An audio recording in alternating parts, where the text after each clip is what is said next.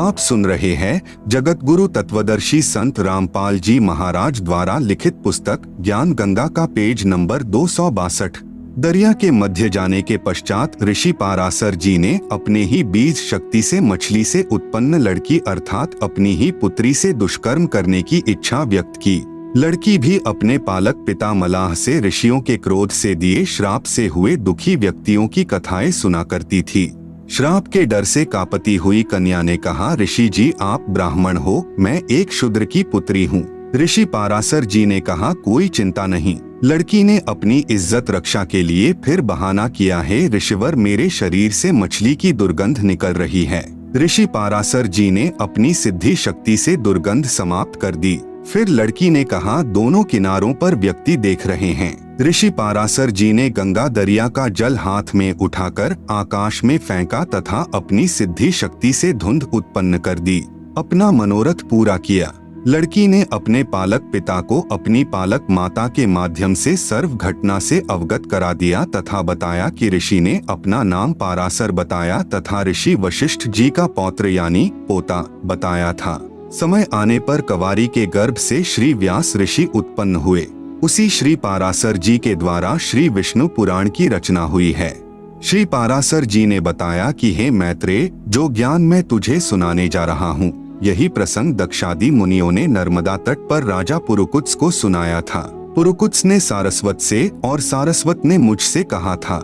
श्री पाराशर जी ने श्री विष्णु पुराण के प्रथम अध्याय श्लोक संख्या 31 पृष्ठ संख्या 3 में कहा है कि यह जगत विष्णु से उत्पन्न हुआ है, उन्हीं में स्थित है, वे ही इसकी स्थिति और लय के कर्ता हैं। अध्याय 2 श्लोक 15-16 पृष्ठ 4 में कहा है कि हे द्विज, परब्रह्म का प्रथम रूप पुरुष अर्थात भगवान जैसा लगता है, परंतु व्यक्त यानी महाविष्णु रूप में प्रकट होना तथा अव्यक्त यानी अदृश्य रूप में वास्तविक काल रूप में 21वें ब्रह्मांड में रहना उसके अन्य रूप हैं तथा काल उसका परम रूप है। भगवान विष्णु जो काल रूप में तथा व्यक्त और अव्यक्त रूप से स्थित होते हैं, यह उनकी बालवत लीला है। अध्याय 2 श्लोक 27 पृष्ठ 5 में कहा है, हे मैत्रेय, प्रलय काल में प्रधान अर्थात प्रकृति के साम्य अवस्था में स्थित हो जाने पर अर्थात पुरुष के प्रकृति से पृथक स्थित हो जाने पर विष्णु भगवान का काल रूप प्रवृत्त होता है।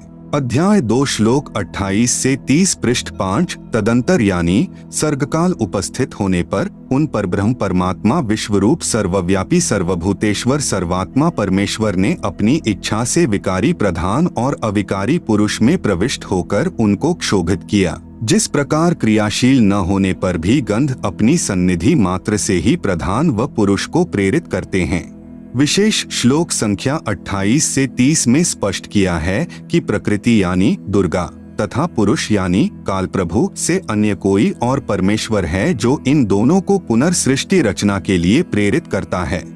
आप सुन रहे हैं जगत गुरु तत्वदर्शी संत रामपाल जी महाराज द्वारा लिखित पुस्तक ज्ञान गंगा का पेज नंबर 263।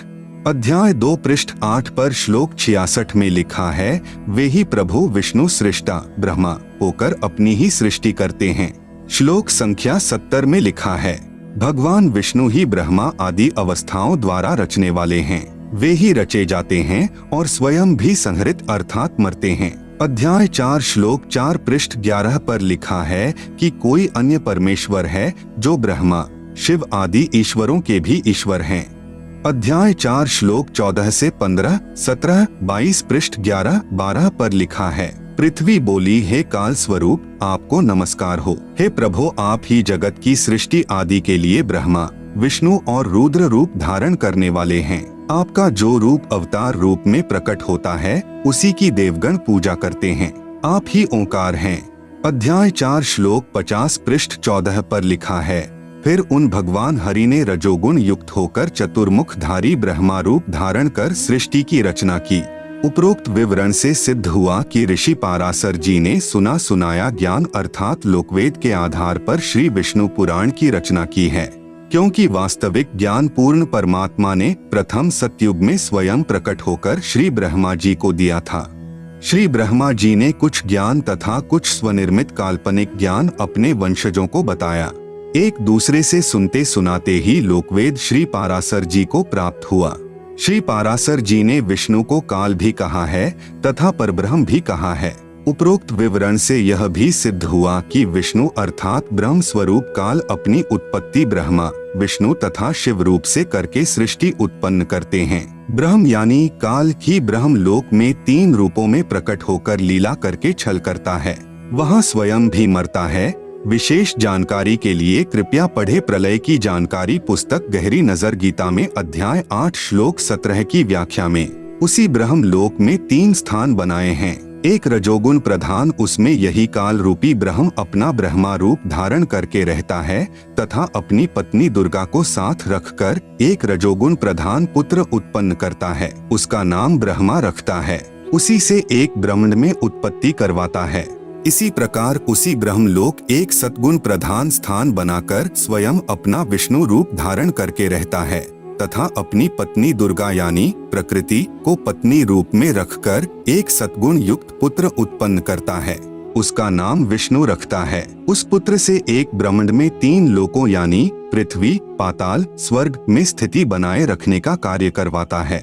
प्रमाण शिव पुराण गीता प्रेस गोरखपुर से प्रकाशित। अनुवाद हनुमान प्रसाद पौद्दार चिमन लाल गोस्वामी रुद्र संहिता अध्याय 6-7 पृष्ठ 102 से 103।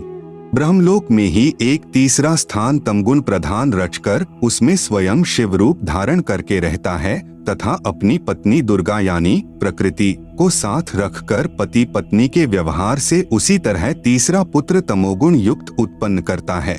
उसका नाम शंकर यानी शिव रखता है। इस पुत्र से 3 लोक के प्राणियों का संहार करवाता है।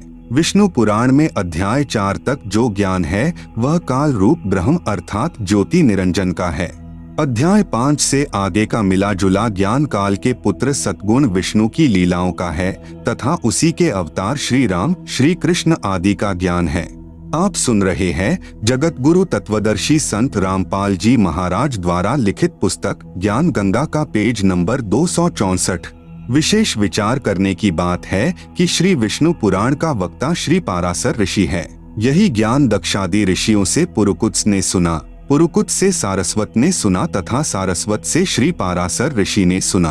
वह ज्ञान श्री विष्णु पुराण में लिपिबद्ध किया गया जो आज अपने कर कमलों में है। इसमें केवल एक ब्रह्मांड का ज्ञान भी अधूरा है।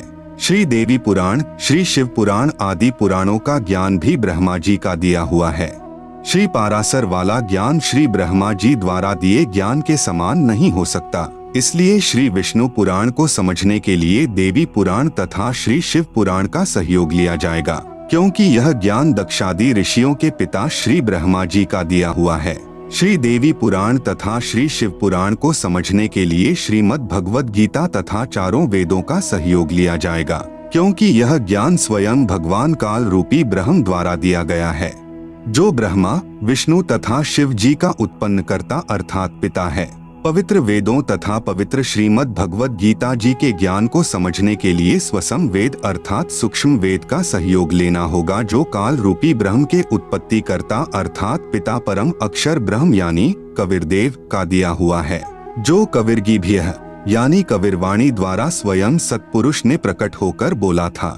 ऋग्वेद मंडल 9 सूक्त 96 मंत्र 16 से 20 तक प्रमाण है। श्री ब्रह्मा पुराण, इस पुराण के वक्ता श्री लोमहर्षण ऋषि जी हैं, जो श्री व्यास ऋषि के शिष्य हुए हैं, जिन्हें सूत जी भी कहा जाता है। श्री लोमहर्षण जी यानी सूत जी ने बताया कि यह ज्ञान पहले श्री ब्रह्मा जी ने दक्षादि श्रेष्ठ मुनियों को सुनाया था, वही मैं सुनाता हूँ। इस पुराण के सृष्टि के वर्णन नामक अध्याय में पृष्ठ 277 से 279 तक कहा है कि श्री विष्णु जी सर्व विश्व के आधार हैं, जो ब्रह्मा, विष्णु तथा शिव रूप से जगत की उत्पत्ति तथा पालन तथा संहार करते हैं। उस भगवान विष्णु को मेरा नमस्कार है, जो नित्य सत्सत स्वरूप तथा कारणभूत अव्यक्त प्रकृति है, उसी को प्रधान कहते हैं। उसी से पुरुष ने इस विश्व का निर्माण किया है। अमित तेजस्वी ब्रह्मा जी को ही पुरुष समझो। वे समस्त प्राणियों की सृष्टि करने वाले तथा भगवान नारायण के आश्रित हैं। स्वयंभू भगवान नारायण ने जल की सृष्टि की। नारायण से उत्पन्न होने के कारण जल को नार कहा जाने लगा। भगवान ने सर्वप्रथम जल पर विश्राम किया, इसलिए भगवान को नारायण कहा जाता है। भगवान ने जल में अपनी शक्ति छोड़ी, उससे एक सुवर्णमय अंड प्रकट हुआ। उसी में स्वयंभू ब्रह्मा जी की उत्पत्ति हुई, ऐसा सुना जाता है। 1 वर्ष तक अंडे में निवास करके श्री ब्रह्मा जी ने उसके 2 टुकड़े कर दिए। एक से धूलोक बन गया और दूसरे से भूलोक। तत्पश्चात ब्रह्मा जी ने अपने रोष से रुद्र को प्रकट किया। आप सुन रहे हैं जगत गुरु तत्वदर्शी संत रामपाल जी महाराज द्वारा लिखित पुस्तक ज्ञान गंगा का पेज नंबर 265। उपरोक्त ज्ञान ऋषि लोमहर्षण यानी सूत जी का कहा हुआ है, जो सुना सुनाया यानी लोक वेद है, जो पूर्ण नहीं है, क्योंकि वक्ता कह रहा है कि ऐसा सुना है।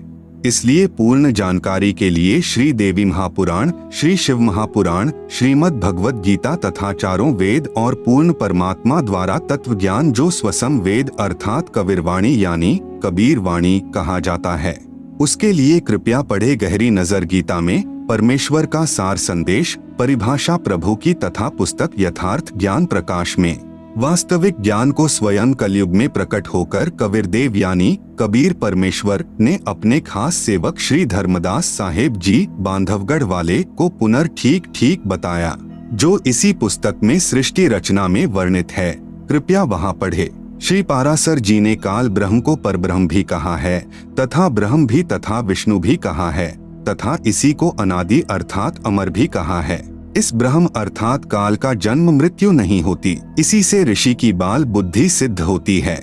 विचार करें, विष्णु पुराण का ज्ञान एक ऋषि द्वारा कहा है, जिसने लोकवेद यानी सुने सुनाए ज्ञान अर्थात दंत कथा के आधार से कहा है, तथा ब्रह्मा पुराण का ज्ञान श्री लोमहर्षण ऋषि ने दक्षादि ऋषियों से सुना था, वह लिखा है। इसलिए उपरोक्त दोनों यानी विष्णु पुराण व ब्रह्मा पुराण को समझने के लिए श्री देवी पुराण तथा श्री शिव पुराण का सहयोग लिया जाएगा, जो स्वयं श्री ब्रह्मा जी ने अपने पुत्र नारद जी को सुनाया, जो श्री व्यास ऋषि के द्वारा ग्रहण हुआ तथा लिखा गया। अन्य पुराणों का ज्ञान श्री ब्रह्मा जी के ज्ञान के समान नहीं हो सकता, इसलिए अन्य पुराणों को समझने के लिए देवी पुराण तथा श्री शिव पुराण का सहयोग लिया जाएगा, क्योंकि यह ज्ञान दक्षादि ऋषियों के पिता श्री ब्रह्मा जी का दिया हुआ है। श्री देवी पुराण तथा श्री शिव पुराण को समझने के लिए श्रीमद् भगवद गीता तथा चारों वेदों का सहयोग लिया जाएगा, क्योंकि यह ज्ञान स्वयं भगवान काल रूपी ब्रह्म द्वारा दिया गया है, जो ब्रह्मा, विष्णु तथा शिव जी का उत्पन्नकर्ता अर्थात पिता है। पवित्र वेदों तथा पवित्र श्रीमद् भगवद गीता जी के ज्ञान को समझने के लिए स्वसम वेद अर्थात सूक्ष्म वेद का सहयोग लेना होगा, जो काल रूपी ब्रह्म के उत्पत्तिकर्ता अर्थात पिता परम अक्षर ब्रह्म यानी कबीरदेव का दिया हुआ है, जो कबीरगीभ्यः यानी कबीरवाणी द्वारा स्वयं सत्पुरुष ने प्रकट होकर बोला था। ऋग्वेद मंडल 9 सूक्त 96 मंत्र 16 से 20 तक प्रमाण है, तथा श्रीमद् भगवत गीता में भगवान काल अर्थात ब्रह्म ने अपनी स्थिति स्वयं बताई है, जो सत है। गीता अध्याय 15 श्लोक 18 में कहा है कि मैं यानी काल रूपी ब्रह्म अपने 21 ब्रह्मांडों में जितने भी प्राणी हैं उनसे श्रेष्ठ हूँ। वे चाहे स्थूल शरीर में नाशवान हैं, चाहे आत्मा रूप में अविनाशी हैं। इसलिए लोकवेद यानी सुने सुनाए ज्ञान के आधार से मुझे पुरुषोत्तम मानते हैं। वास्तव में पुरुषोत्तम तो मुझ यानी शर पुरुष अर्थात काल से तथा अक्षर पुरुष यानी परब्रह्म से भी अन्य है। वही वास्तव में परमात्मा अर्थात भगवान कहा जाता है। तीनों लोकों में प्रवेश करके सर्व का धारण पोषण करता है, वही वास्तव में अविनाशी परमेश्वर है। गीता अध्याय 15 श्लोक 16 से 17। गीता ज्ञान दाता ब्रह्म स्वयं कह रहा है कि हे अर्जुन, तेरे तथा मेरे बहुत जन्म हो चुके हैं, तू नहीं जानता, मैं जानता हूँ। आप सुन रहे हैं जगत गुरु तत्वदर्शी संत रामपाल जी महाराज द्वारा लिखित पुस्तक ज्ञान गंगा का पेज नंबर 266। श्रीमद् भगवद गीता अध्याय 4 श्लोक 5, अध्याय 2 श्लोक 12 में प्रमाण है तथा अध्याय 7 श्लोक 18 में अपनी साधना को भी अनुत्तमाम यानी अति अश्रेष्ठ कहा है। इसलिए अध्याय 18 श्लोक 62 में कहा है कि हे अर्जुन, सर्व भाव से उस परमेश्वर की शरण में जा जिसकी कृपा से ही तू परम शांति को प्राप्त होगा तथा कभी न नष्ट होने वाले लोक अर्थात सतलोक को प्राप्त होगा। अध्याय 15 श्लोक 4 में कहा है कि जब तुझे तत्वदर्शी प्राप्त हो जाए, जो गीता अध्याय 4 श्लोक 34 में तथा अध्याय 15 श्लोक 1 में वर्णित है, उसके पश्चात उस परम पद परमेश्वर की खोज करनी चाहिए, जिसमें गए साधक फिर लौटकर संसार में नहीं आते, अर्थात पूर्ण मोक्ष प्राप्त करते हैं। जिस परमेश्वर से यह सर्व संसार उत्पन्न हुआ तथा वही सर्व का धारण पोषण करने वाला है। मैं यानी गीता ज्ञान दाता ब्रह्म रूपी काल भी उसी आदि पुरुष परमेश्वर की शरण में हूँ। पूर्ण विश्वास के साथ उसी की भक्ति साधना अर्थात पूजा करनी चाहिए। श्री देवी महापुराण से ज्ञान ग्रहण करें। श्री देवी महापुराण से आंशिक लेख तथा सार विचार। संक्षिप्त श्रीमद् देवी भागवत सचित्र मोटा टाइप केवल हिंदी। संपादक हनुमान प्रसाद पोद्दार, चिम्मन लाल गोस्वामी। प्रकाशक गोविंद भवन कार्यालय, गीता प्रेस, गोरखपुर। श्री जगदम्बिकाय नमः। श्री देवी मद्भागवत तीसरा स्कंध। राजा परीक्षित ने श्री व्यास जी से ब्रह्मांड की रचना के विषय में पूछा। श्री व्यास जी ने कहा कि राजन, मैंने यही प्रश्न ऋषिवर नारद जी से पूछा था, वह वर्णन आपसे बताता हूँ। मैंने यानी श्री व्यास जी ने श्री नारद जी से पूछा, एक ब्रह्मांड के रचयिता कौन हैं? कोई तो श्री शंकर भगवान को इसका रचयिता मानते हैं, कुछ श्री विष्णु जी को तथा कुछ श्री ब्रह्मा जी को तथा बहुत से आचार्य भवानी को सर्व मनोरथ पूर्ण करने वाली बतलाते हैं। वे आदि माया महाशक्ति हैं तथा परम पुरुष के साथ रहकर कार्य संपादन करने वाली प्रकृति हैं। ब्रह्म के साथ उनका अभेद संबंध है। पृष्ठ 114। नारद जी ने कहा, व्यास जी, प्राचीन समय की बात है, यही संदेह मेरे हृदय में भी उत्पन्न हो गया था। तब मैं अपने पिता अमित तेजस्वी ब्रह्मा जी के स्थान पर गया और उनसे इस समय जिस विषय में तुम मुझसे पूछ रहे हो उसी विषय में मैंने पूछा। मैंने कहा, पिताजी, यह संपूर्ण ब्रह्मांड कहाँ से उत्पन्न हुआ? इसकी रचना आपने की है या श्री विष्णु जी ने या श्री शंकर जी ने? कृपया सत सत बताना। ब्रह्मा जी ने कहा, पृष्ठ 115 से 120 तथा 123, 125, 128, 129। बेटा, मैं इस प्रश्न का क्या उत्तर दूं? यह प्रश्न बड़ा ही जटिल है। पूर्व काल में सर्वत्र जल ही जल था। आप सुन रहे हैं जगत गुरु तत्वदर्शी संत रामपाल जी महाराज द्वारा लिखित पुस्तक ज्ञान गंगा का पेज नंबर 267। तब कमल से मेरी उत्पत्ति हुई। मैं कमल की कर्णिका पर बैठकर विचार करने लगा, इस अगाध जल में मैं कैसे उत्पन्न हो गया? कौन मेरा रक्षक है? कमल का डंठल पकड़कर जल में उतरा। वहाँ मुझे शेषशायी भगवान विष्णु का मुझे दर्शन हुआ।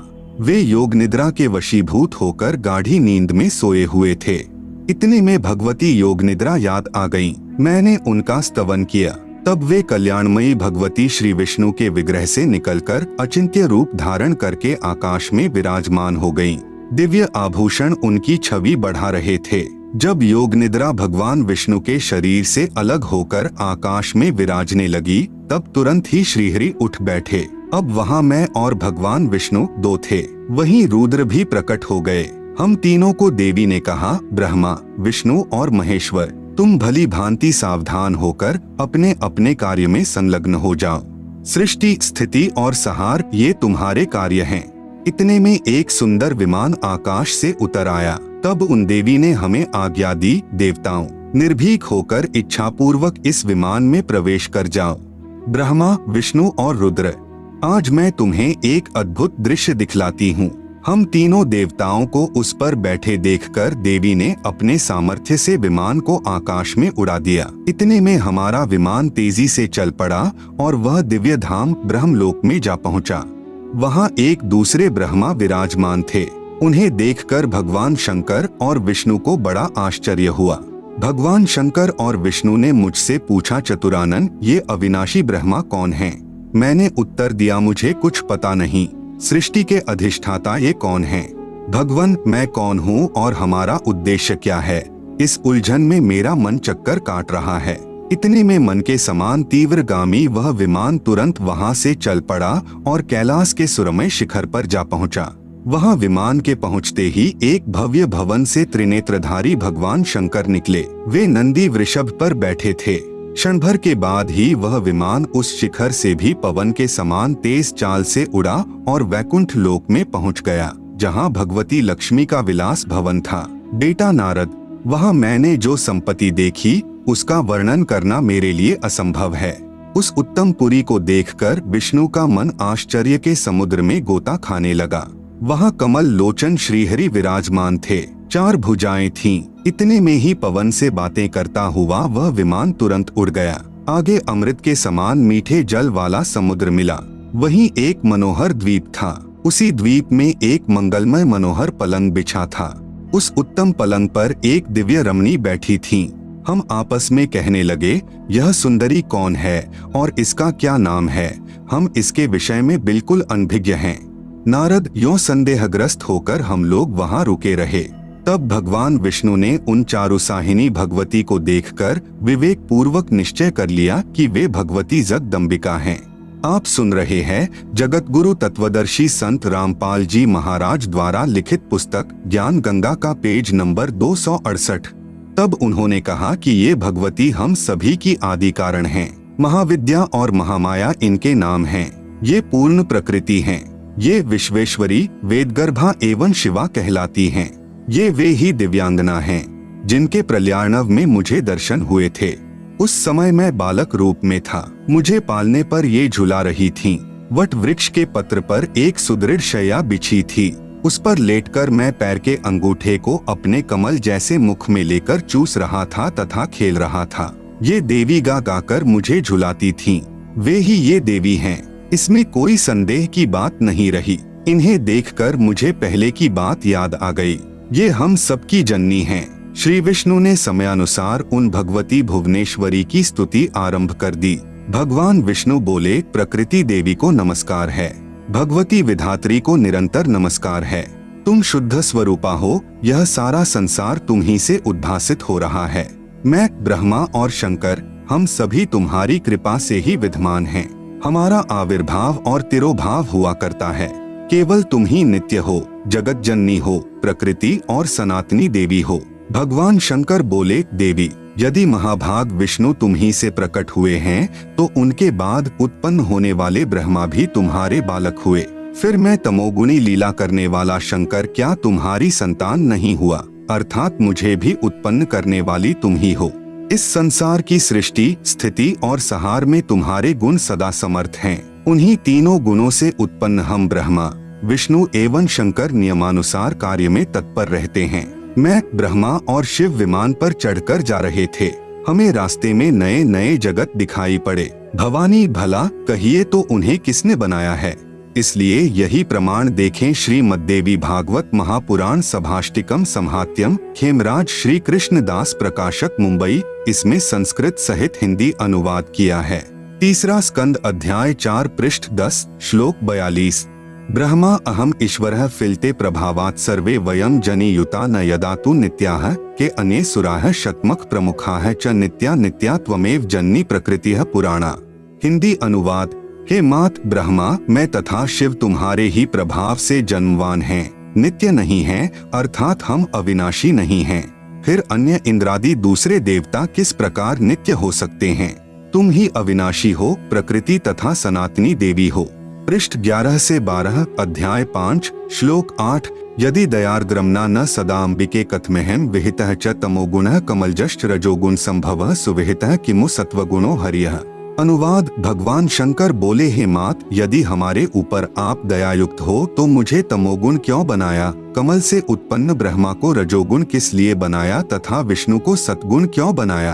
अर्थात जीवों के जन्म मृत्यु रूपी दुष्कर्म में क्यों लगाया?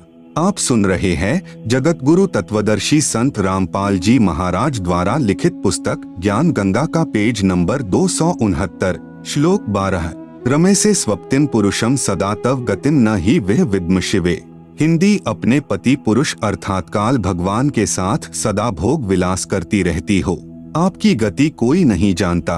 ब्रह्मा जी कहते हैं, मैं भी महामाया जगदम्बिका के चरणों पर गिर पड़ा और मैंने उनसे कहा, माता, वेद कहते हैं एकमेवाद्वितीयम ब्रह्म है, तो क्या वह आत्मस्वरूपा तुम ही हो अथवा वह कोई और ही पुरुष है? देवी ने कहा, मैं और ब्रह्म एक ही हैं। मुझ में और इन ब्रह्म में कभी किंचित मात्र भी भेद नहीं है। गौरी, ब्राह्मी, रौद्री, वाराही, वैष्णवी, शिवा, वारुणी, कौबेरी, नारसिंही और वासवी सभी मेरे रूप हैं। ब्रह्मा जी, इस शक्ति को तुम अपनी स्त्री बनाओ। महासरस्वती नाम से विख्यात यह सुंदरी अब सदा तुम्हारी स्त्री होकर रहेगी। भगवती जगदम्बा ने भगवान विष्णु से कहा, विष्णु, मन को मुग्ध करने वाली इस महालक्ष्मी को लेकर अब तुम भी पधारो। यह सदा तुम्हारे वक्ष स्थल में विराजमान रहेगी। देवी ने कहा, शंकर, मन को मुग्ध करने वाली यह महाकाली गौरी नाम से विख्यात है। तुम इसे पत्नी रूप से स्वीकार करो। अब मेरा कार्य सिद्ध करने के लिए विमान पर बैठकर तुम लोग शीघ्र पधारो। कोई कठिन कार्य उपस्थित होने पर जब तुम मुझे स्मरण करोगे तब मैं सामने आ जाऊंगी। देवताओं, मेरा तथा सनातन परमात्मा का ध्यान तुम्हें सदा करते रहना चाहिए। हम दोनों का स्मरण करते रहोगे तो तुम्हारे कार्य सिद्ध होने में किंचित मात्र भी संदेह नहीं रहेगा। ब्रह्मा जी कहते हैं, इस प्रकार कहकर भगवती जगदम्बिका ने हमें विदा कर दिया। उन्होंने शुद्ध आचार वाली शक्तियों में से भगवान विष्णु के लिए महालक्ष्मी को, शंकर के लिए महाकाली को और मेरे लिए महासरस्वती को पत्नी बनने की आज्ञा दे दी। अब उस स्थान से हम चल पड़े। सार विचार, एक ब्रह्मांड की वास्तविक स्थिति से महर्षि व्यास जी, महर्षि नारद जी तथा श्री ब्रह्मा जी, श्री विष्णु जी तथा श्री शंकर जी भी अनभिज्ञ हैं। यह भी स्पष्ट है कि श्री दुर्गा को प्रकृति भी कहते हैं तथा दुर्गा तथा ब्रह्म यानी ज्योति निरंजन काल का पति पत्नी का संबंध भी है। इसलिए लिखा है कि ब्रह्म के साथ प्रकृति का अभेद संबंध है। जैसे पत्नी को अर्धांगिनी भी कहते हैं। श्री ब्रह्मा जी को स्वयं नहीं पता मैं कहां से उत्पन्न हुआ। 1000 वर्ष तक जल में पृथ्वी की खोज की परंतु नहीं मिली। तब आकाशवाणी के आधार पर 1000 वर्ष तक तप किया। कमल का डंठल पकड़कर नीचे उतरा तो वहां शेष नाग की शैया पर भगवान विष्णु बेहोश पड़े थे। श्री विष्णु के शरीर में से एक देवी निकली, प्रेतनी की तरह, जो सुंदर आभूषण पहने आकाश में विराजमान हो गई। तब श्री विष्णु जी होश में आए। इतने में शंकर जी भी वहीं आ गए। आप सुन रहे हैं जगत गुरु तत्वदर्शी संत रामपाल जी महाराज द्वारा लिखित पुस्तक ज्ञान गंगा का पेज नंबर 270। उपरोक्त विवरण से सिद्ध है कि तीनों भगवान बेहोश कर रखे थे, फिर सचेत किए। आकाश से विमान आया। देवी ने तीनों प्रभुओं को विमान में बैठने का आदेश दिया। विमान को आकाश में उड़ाया। ऊपर एक ब्रह्मा, एक शिव तथा एक विष्णु और देखा जो ब्रह्मलोक में थे। विचार करें, ब्रह्मलोक में दूसरे ब्रह्मा, विष्णु तथा शिव दिखाई दिए थे। यह ज्योति निरंजन यानी ब्रह्म की ही कलाबाजी है। वही अन्य 3 रूप धारण करके ब्रह्मलोक में 3 गुप्त स्थान यानी एक रजोगुण प्रधान क्षेत्र, एक सतोगुण प्रधान क्षेत्र, एक तमोगुण प्रधान क्षेत्र बनाकर रहता है तथा प्रकृति यानी दुर्गा अष्टंगी को अपनी पत्नी रूप में रखता है। जब ये दोनों रजोगुण प्रधान क्षेत्र में होते हैं तब यह महाब्रह्मा तथा दुर्गा महासावित्री कहलाते हैं। इन दोनों के संयोग से जो पुत्र इस रजोगुण प्रधान क्षेत्र में उत्पन्न होता है वह रजोगुण प्रधान होता है। उसका नाम ब्रह्मा रख देते हैं तथा जवान होने तक अचेत करके परवरिश करते रहते हैं। फिर कमल के फूल पर रखकर सचेत कर देते हैं। जब ये दोनों महाविष्णु तथा महालक्ष्मी रूप में काल ब्रह्म तथा दुर्गा सतोगुण प्रधान क्षेत्र में रहते हैं तब दोनों के पति पत्नी व्यवहार से जो पुत्र उत्पन्न होता है वह सतोगुण प्रधान होता है। उसका नाम विष्णु रख देते हैं। कुछ दिन के पश्चात बालक को अचेत करके जवान होने तक परवरिश करते रहते हैं। फिर शेष नाग की शैया पर सुला देते हैं, फिर सचेत कर देते हैं। इसी प्रकार जब ये दोनों तमोगुण प्रधान क्षेत्र में रहते हैं तब शिवा अर्थात दुर्गा तथा महाशिव अर्थात सदाशिव के पति पत्नी व्यवहार से जो पुत्र इस क्षेत्र में उत्पन्न होता है वह तमोगुण प्रधान होता है। इसका नाम शिव रख देते हैं। इसे भी जवान होने तक अचेत रखते हैं, फिर जवान होने पर सचेत करते हैं। फिर तीनों को इकट्ठा करके विमान में बैठाकर ऊपर के लोकों का दृश्य दिखाते हैं। कहीं ये अपने आप को सर्वेस्वा न मान बैठें। गुण प्रधान क्षेत्र को समझने के लिए एक उदाहरण है। किसी मकान में 3 कमरे हैं। एक कमरे में देशभक्त शहीदों के चित्र लगे हों। जब व्यक्ति उस कमरे में जाता है तो उसके विचार भी देशभक्तों जैसे हो जाते हैं। दूसरे कमरे में साधु संतों, ऋषियों आदि के चित्र लगे हों। उस कमरे में प्रवेश करते ही मन शांत तथा प्रभु भक्ति की तरफ लग जाता है। तीसरे कमरे में अश्लील अर्धनग्न स्त्री पुरुषों के चित्र लगे हो तो मन में स्वतः बकवास घर करने लग जाती हैं। इसी प्रकार ऊपर ब्रह्म लोक में काल रूपी ब्रह्म ने 3 स्थान एक एक गुण प्रधान बनाए हैं। तीनों प्रभु यानी रजगुण ब्रह्मा जी, सतगुण विष्णु जी तथा तमगुण शिव जी अपने गुणों का प्रभाव कैसे डालते हैं। उदाहरण जैसे रसोई घर में मिर्चों का छोंक सब्जी में लगाया, मिर्च के गुण से सभी कमरों के व्यक्तियों को छींके आने लगी। जैसे साकार वस्तु मिर्च तो रसोई में थी, परंतु उसकी निराकार शक्ति अर्थात गुण ने दूर बैठे व्यक्तियों को भी प्रभावित कर दिया। ठीक इसी प्रकार तीनों प्रभु यानी श्री ब्रह्मा जी रजगुण, श्री विष्णु जी सतगुण तथा श्री शिव जी तमगुण अपने अपने लोक में रहते हुए 3 लोक पृथ्वी लोक, पाताल लोक तथा स्वर्ग लोक के प्राणियों को प्रभावित रखते हैं। आप सुन रहे हैं जगत गुरु तत्वदर्शी संत रामपाल जी महाराज द्वारा लिखित पुस्तक ज्ञान गंगा का पेज नंबर 271। जैसे मोबाइल फोन की रेंज से फोन कार्य करता है, इस प्रकार अदृश्य शक्ति रूपी गुणों से तीनों देवता अपने पिता काल की सृष्टि उसके आहार के लिए चला रहे हैं। दुर्गा का अपना अलग लोक भी है जिसमें यह अपने वास्तविक रूप में दर्शन देती है। फिर इनका विमान दुर्गा के द्वीप में पहुंचा। तब ज्योति निरंजन अर्थात काल रूपी ब्रह्म ने विष्णु जी को बचपन की याद प्रदान कर दी। तब श्री विष्णु जी ने बताया कि यह दुर्गा अपनी तीनों की माता है। मैं बालक रूप में पालने में लेटा था, यह मुझे लोरी देकर झुला रही थी। तब श्री विष्णु जी ने कहा कि हे दुर्गा, आप हमारी माता हो। मैं यानी विष्णु, ब्रह्मा तथा शंकर तो जन्मवान हैं। हमारा तो आविर्भाव अर्थात जन्म तथा तिरोभाव अर्थात मृत्यु होती है। हम अविनाशी नहीं हैं। आप प्रकृति देवी हो।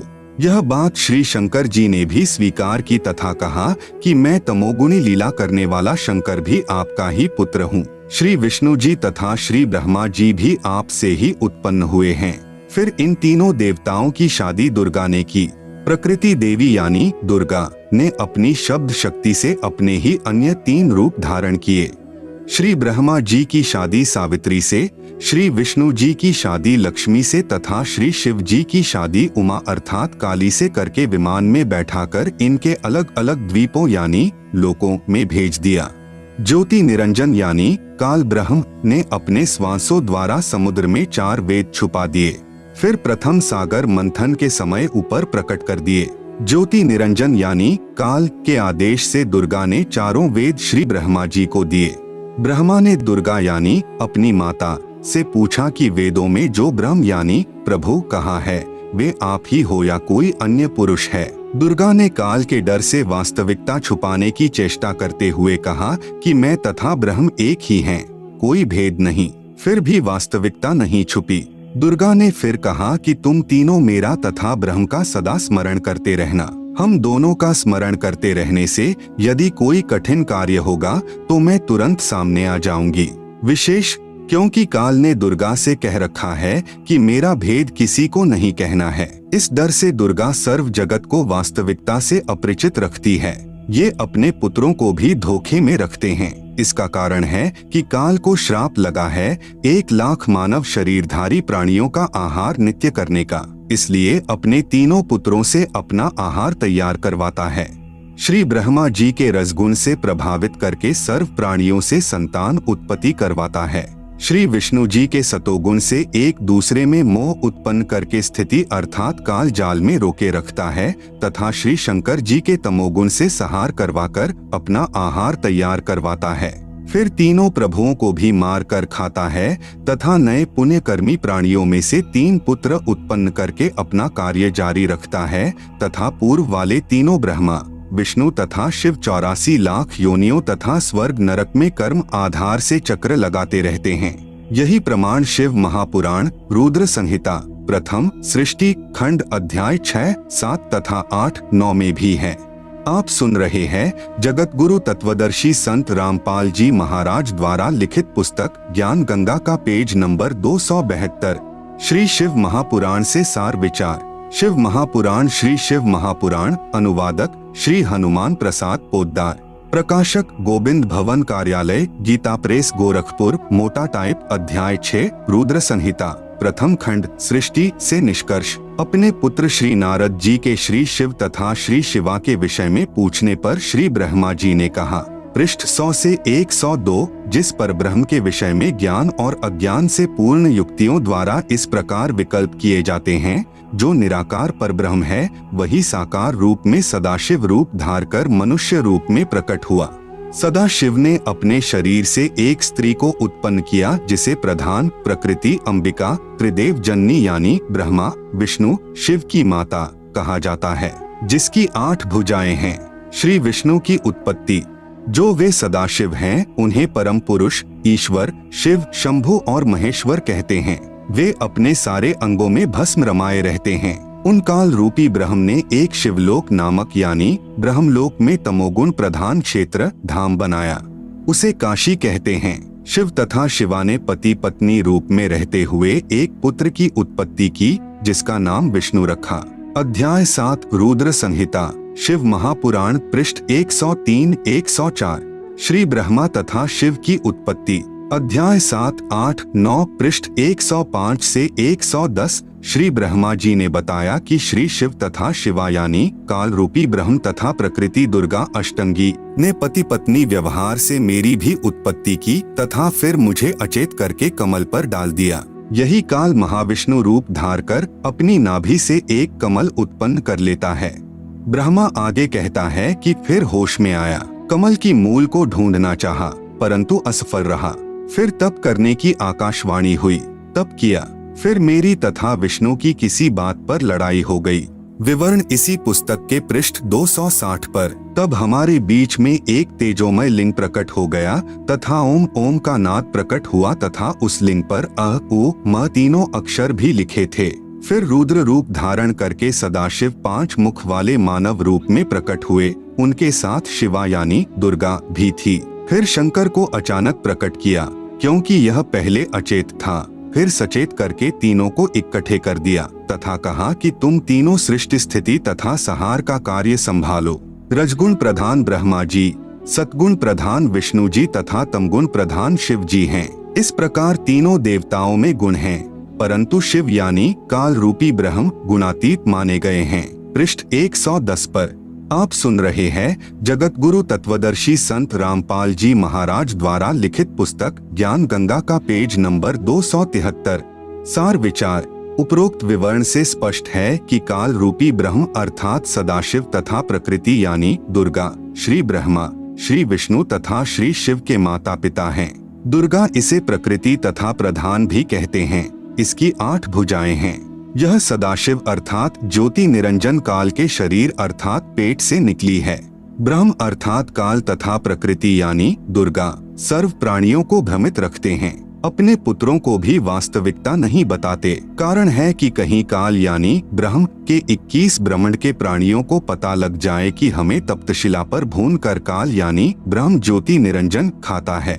इसीलिए जन्म मृत्यु तथा अन्य दुखदायी योनियों में पीड़ित करता है तथा अपने तीनों पुत्रों रजगुण ब्रह्मा जी, सतगुण विष्णु जी, तमगुण शिव जी से उत्पत्ति स्थिति पालन तथा संहार करवाकर अपना आहार तैयार करवाता है।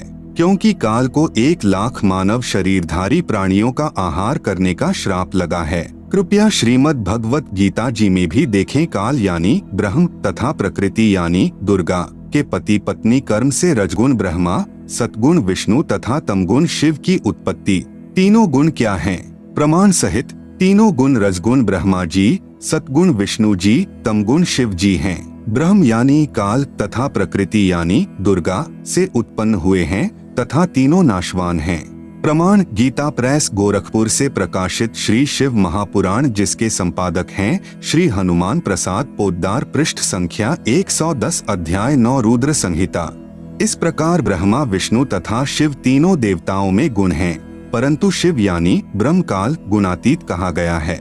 दूसरा प्रमाण गीता प्रेस गोरखपुर से प्रकाशित श्रीमद् देवी भागवत पुराण, जिसके संपादक हैं श्री हनुमान प्रसाद पोद्दार चिमन लाल गोस्वामी, तीसरा स्कंद, अध्याय 5, पृष्ठ 123। भगवान विष्णु ने दुर्गा की स्तुति की, कहा कि मैं यानी विष्णु ब्रह्मा तथा शंकर तुम्हारी कृपा से विद्यमान हैं। हमारा तो आविर्भाव यानी जन्म तथा तिरोभाव यानी मृत्यु होती है। हम नित्य यानी अविनाशी नहीं हैं। तुम ही नित्य हो, जगत जननी हो, प्रकृति और सनातनी देवी हो। भगवान शंकर ने कहा, यदि भगवान ब्रह्मा तथा भगवान विष्णु तुम ही से उत्पन्न हुए हैं, तो उनके बाद उत्पन्न होने वाला मैं तमोगुणी लीला करने वाला शंकर क्या तुम्हारी संतान नहीं हुआ, अर्थात मुझे भी उत्पन्न करने वाली तुम ही हो।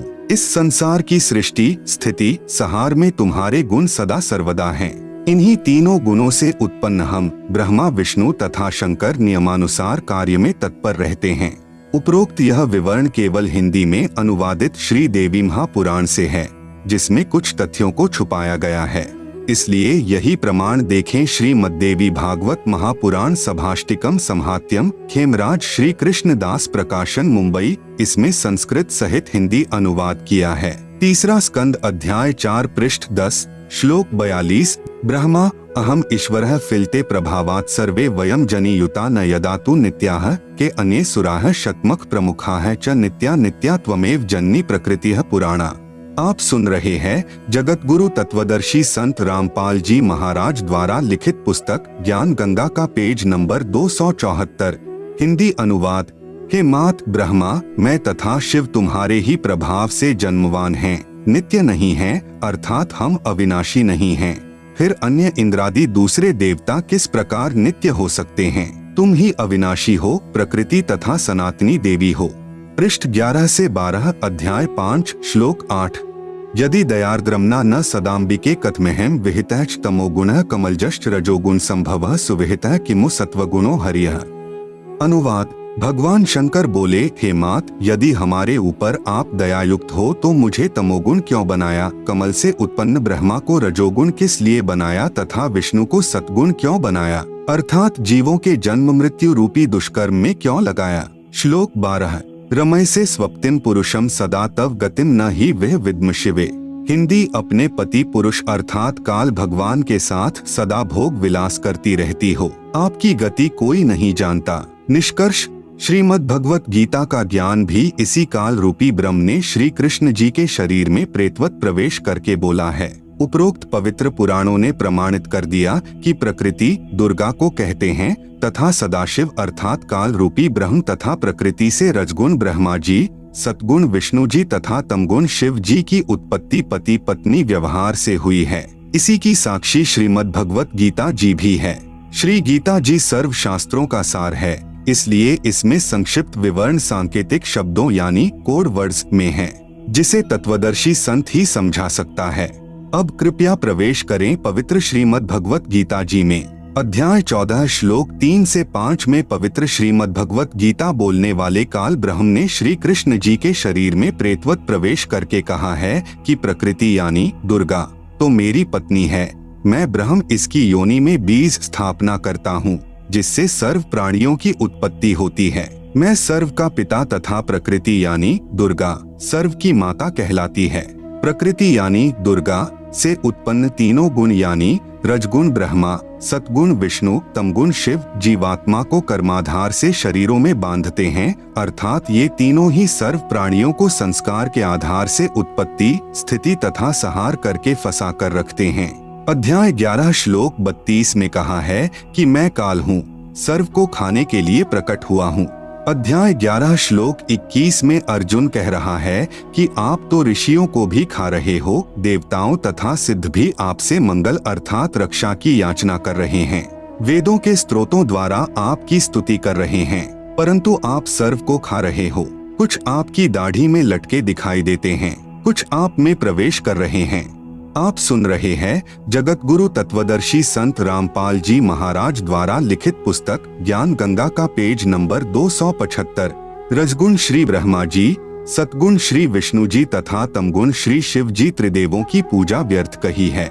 यही गीता ज्ञान दाता प्रभु श्रीमद् भगवत गीता अध्याय 7 श्लोक 12 से 15 तक में कह रहा है कि तीनों गुणों यानी रजगुण ब्रह्मा, सतगुण विष्णु तथा तमगुण शिव की पूजा करने वालों का ज्ञान हरा जा चुका है। ये तो इनसे ऊपर मेरी भक्ति पूजा भी नहीं करते। तीनों प्रभुओं यानी ब्रह्मा, विष्णु, शिव तक की साधना करने वाले राक्षस स्वभाव को धारण किए हुए मनुष्यों में नीच दुष्कर्म करने वाले मूर्ख इन तीनों से ऊपर मुझ ब्रह्म की पूजा भी नहीं करते। श्रीमद् भगवत गीता के ज्ञान दाता प्रभु ने अध्याय 7 श्लोक 18 में अपनी भक्ति को भी अनुत्तम यानी घटिया कहा है। इसलिए अध्याय 15 श्लोक 4 तथा अध्याय 18 श्लोक 62 व 66 में किसी अन्य परमेश्वर की शरण में जाने को कहा है। जिस समय गीता जी का ज्ञान बोला जा रहा था उससे पहले न तो 18 पुराण थे और न ही कोई 11 उपनिषद व 6 शास्त्र ही थे, जो बाद में ऋषियों ने अपने अपने अनुभवों की पुस्तकें रची हैं। उस समय केवल पवित्र चारों वेद ही शास्त्र रूप में प्रमाणित थे और उन्हीं पवित्र चारों वेदों का सारांश पवित्र गीता जी में वर्णित है। आप सुन रहे हैं जगत गुरु तत्वदर्शी संत रामपाल जी महाराज द्वारा लिखित पुस्तक ज्ञान गंगा का पेज नंबर 276।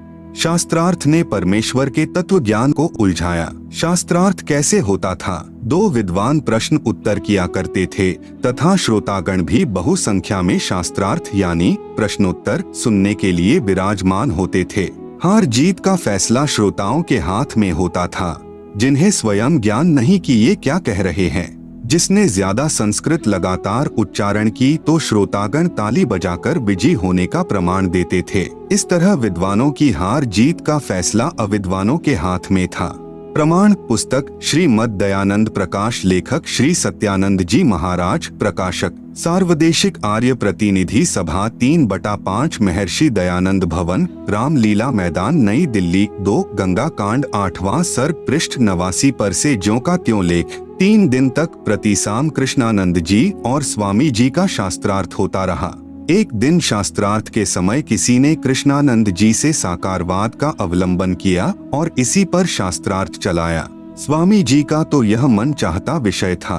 उन्होंने धारा प्रवाह संस्कृत बोलते हुए निराकार सिद्धांत पर वेदों और उपनिषदों के प्रमाणों की एक लड़ी पिरो दी और कृष्णानंद जी को उनका अर्थ मानने के लिए बाधित किया। कृष्णानंद कोई प्रमाण न दे सका।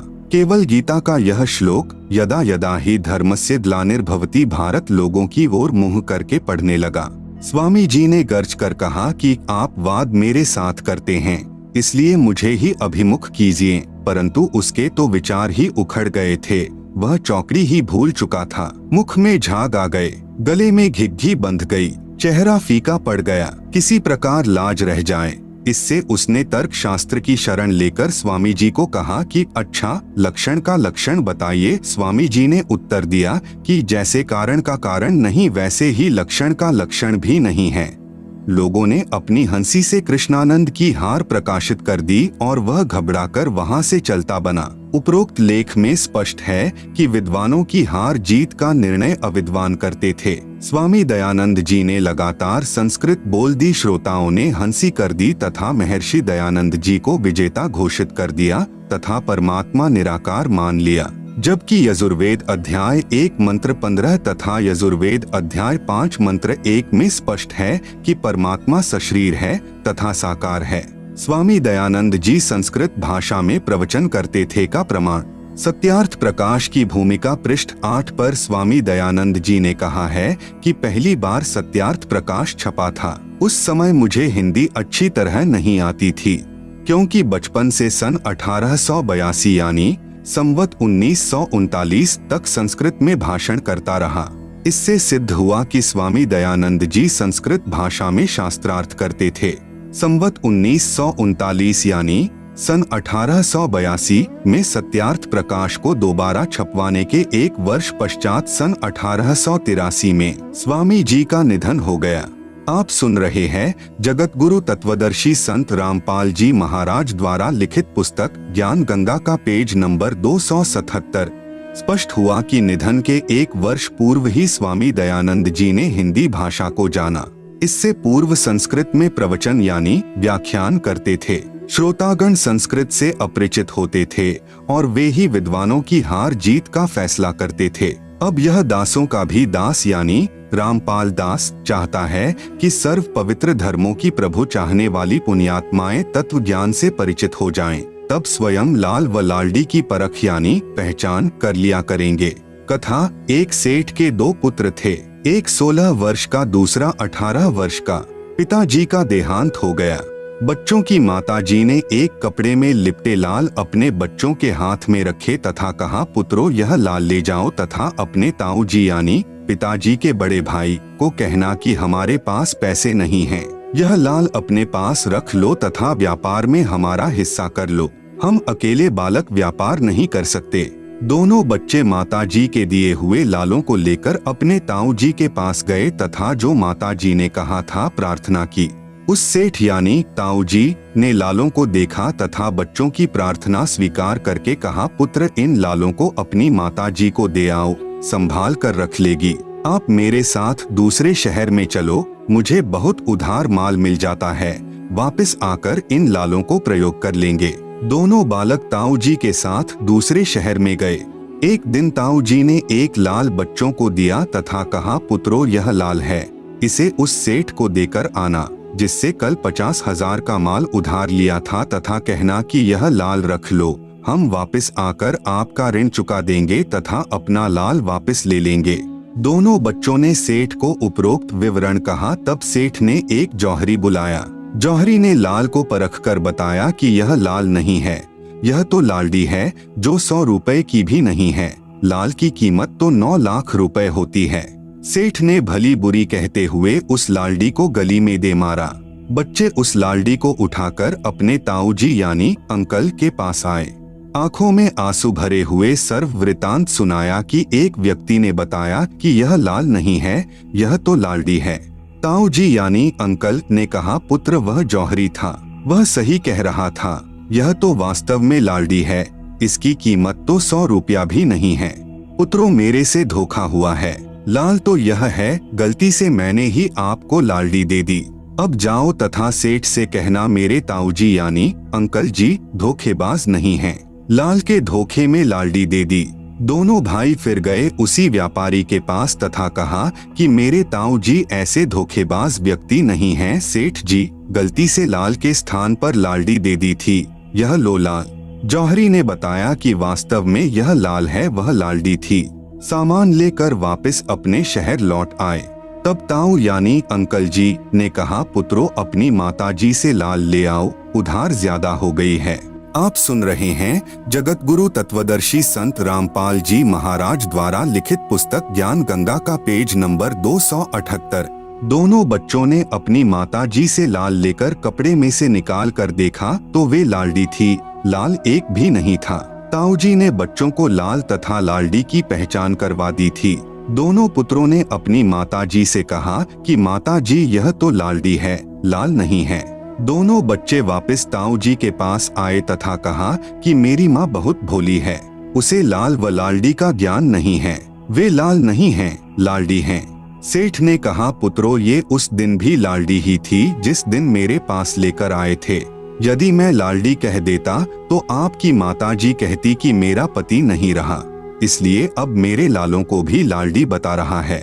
पुत्रों आज मैंने आपको ही लाल तथा लालडी की परख यानी पहचान करने योग्य बना दिया, आपने स्वयं फैसला कर लिया। विशेष इसी प्रकार आज यह दास यही चाहता है कि तत्व ज्ञान को जन जन तक पहुँचाऊं तथा शास्त्रों के प्रमाण देखकर आप स्वयं परख यानी पहचान करने योग्य होकर संत असंत को पहचान सकें। शास्त्रार्थ विद्वान किया करते थे तथा हार जीत का फैसला अविद्वानों के हाथों में था। यह दास चाहता है कि पहले प्रभु प्रेमी पुण्यात्माएं शास्त्र समझें, फिर स्वयं जान जाएंगे कि ये संत व महर्षि जी क्या पढ़ाई पढ़ा रहे हैं। शास्त्रार्थ महर्षि सर्वानंद तथा परमेश्वर कबीर यानी कबीरदेव का।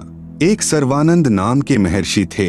उसकी पूज्य माता श्रीमती शारदा देवी पाप कर्म फल से पीड़ित थी। उसने सर्व पूजाएं व जंत्र मंत्र कष्ट निवारण के लिए वर्षों किए। शारीरिक पीड़ा निवारण के लिए वैद्यों की दवाइयाँ भी खाई, परंतु कोई राहत नहीं मिली। उस समय के महर्षियों से उपदेश भी प्राप्त किया, परंतु सर्व महर्षियों ने कहा कि बेटी शारदा यह आपका पाप कर्म दंड प्रारब्ध कर्म का है, यह क्षमा नहीं हो सकता, यह भोगना ही पड़ता है। भगवान श्री राम ने बाली का वध किया था। उस पाप कर्म का दंड श्री राम यानी विष्णु वाली आत्मा ने श्री कृष्ण बनकर भोगा। श्री बाली वाली आत्मा शिकारी बनी, जिसने श्री कृष्ण जी के पैर में विषाक्त तीर मारकर वध किया। इस प्रकार गुरु जी व महंतों व संतों ऋषियों के विचार सुनकर दुखी मन से भक्तमती शारदा अपना प्रारब्ध पाप कर्म का कष्ट रो रो कर भोग रही थी। एक दिन किसी निजी रिश्तेदार के कहने पर काशी में स्वयंभू यानी स्वयं सशरीर प्रकट हुए कबीरदेव यानी कबीर परमेश्वर अर्थात कबीर प्रभु से उपदेश प्राप्त किया तथा उसी दिन कष्ट मुक्त हो गई। क्योंकि पवित्र यजुर्वेद अध्याय 5 मंत्र 32 में लिखा है कि कबीरंघारिसी अर्थात कबीर यानी कबीर, अंघारी यानी पाप का शत्रु, असी यानी है।